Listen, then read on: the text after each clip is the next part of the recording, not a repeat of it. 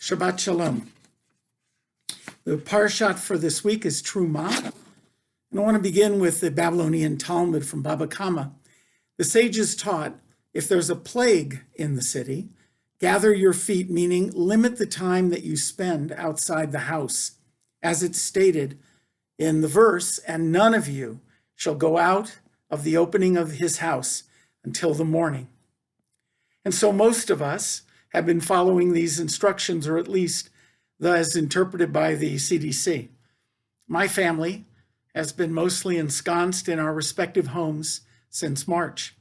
There's much that I miss.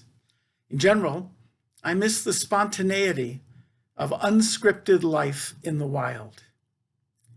Daily, when we mix with others, surprising moments are a normal part of life. In lockdown, life is more unsurprising. And this parasha has one of the most famous lines in the Torah from chapter 25, verse 8, V'asuli mikdash v'shachanti b'tocham, and let them make a sanctuary for me, that I may dwell among them. We may assume, according to the Or HaChaim, that the term sanctuary, mikdash, covers the instruction to erect a temple, both at the time and during the later periods of Jewish history. It's a comprehensive, positive commandment, basically applicable not only in the desert, but wherever the Jewish people reside in the Holy Land. And actually, this duty is incumbent upon Israel even while the nation is in exile.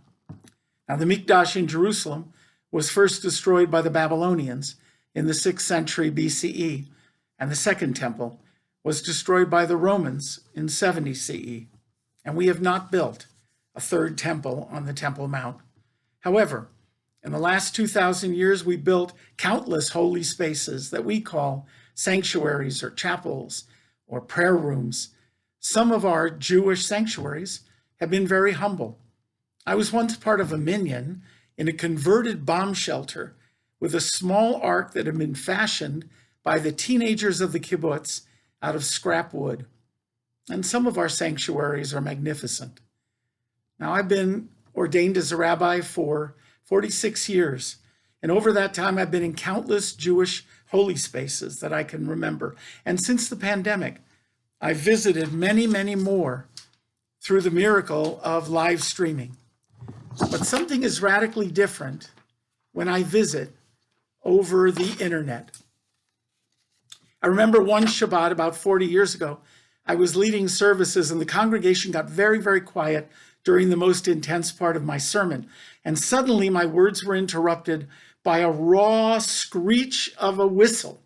And all the heads turned back to the back of the sanctuary, and they stared at a couple with a young boy who was puckering his lips and whistling.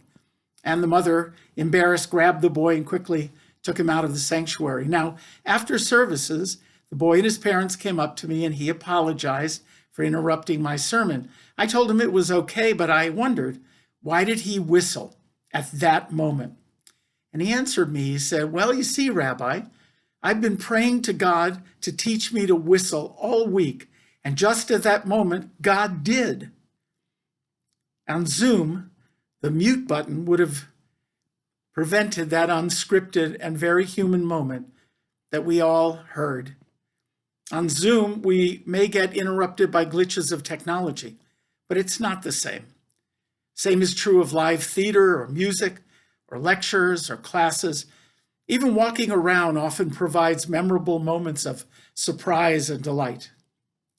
On that verse from Terumah, Rav Alshech says the purpose of the tabernacle is to signal that the principal presence of God was to be on the earth amongst the Jewish people, as is clear from the words V'shachanti b'tocham, I shall take residence amongst them. The operative word is b'tocham, which ought to be translated, he says, within them, within the hearts and minds of the Israelites, as opposed to God's presence being confined to a temple. The spark of divinity within is what we encounter in our contacts with human beings when we're out in the wild. I miss the minyan in our sanctuary. More individuals may be attending online, but the human encounter is muted along with the background noise. I appreciate the benefits of the lockdown.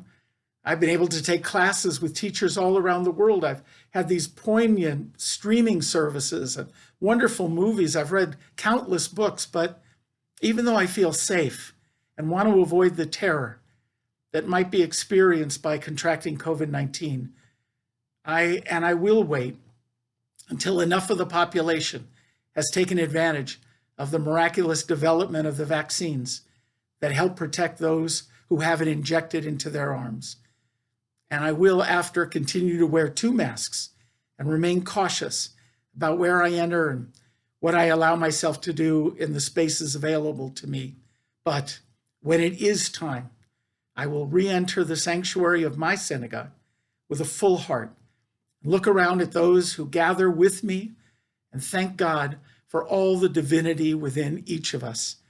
And just maybe, in the middle of the rabbi's drash, a young child might discover whistling for the first time, and we will all hear it. Shabbat Shalom.